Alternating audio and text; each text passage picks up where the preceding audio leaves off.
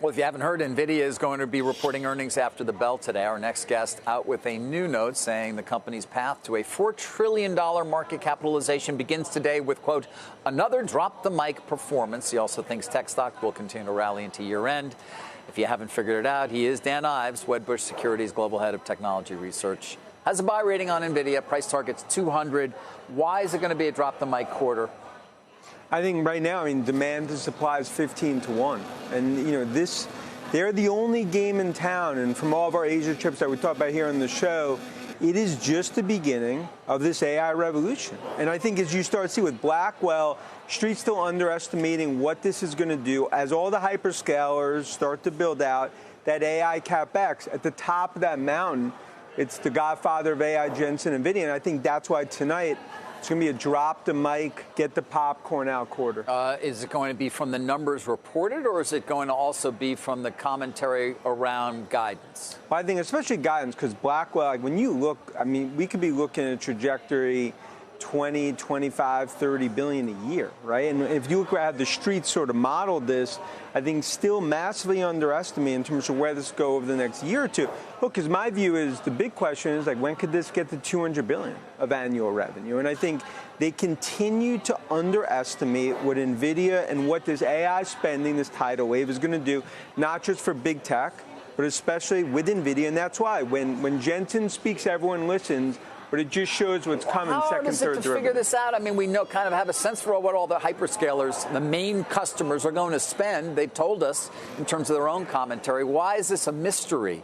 Because I think many continue, whether it's Blackwell delays, worries about technology, over-ordering, it's about the 2 and 2 model. 2 billion beat, 2 billion in terms of guidance raise. And I think when you trajectory this out, this eventually is a company, at first you're talking about dollar earnings, now you're like, could it be $5, $6 out year earnings? But it also just shows for broader tech. Still, 9:30, 10 p.m. in the AI party that I think goes to 4 a.m. And that's why I think big tech, we're looking at NASDAQ, not just 20,000 in the next few years, especially with Trump and when I do deregulation. This is just very bullish for the tech trade. You're referring to the average revenue beat last few quarters is about $2 billion. Some argue that it might not be as much this time. If that happens, would the price get punished? It could a little, but I still think 2 and 2 in terms of the model. But it's also about Blackwell, in terms of what that could look like over the next few quarters. And it just goes back to 3 months ago. And the initial reaction, stocks down, bears all come out of hibernation mode in their spreadsheets. This is up 17% since the watch party.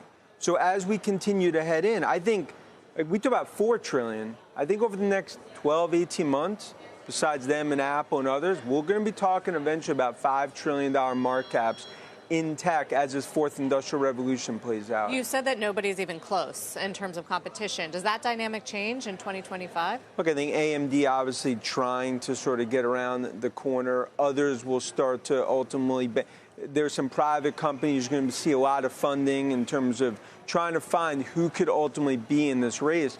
But they continue to be in the left lane, Bugatti going 90 miles an hour, everyone else in a minivan going 35 miles an hour. And that's why when I look at the stock, this is not expensive. It just continues to be my view that the street underestimates where it can go and where growth can go. And that's why tonight, I think there's just another indication where this AI spending trend is. Well, we'll be watching. Obviously, the largest market cap company on the planet after the bell. Dan, thank you. Yeah, thanks. Dan Ives.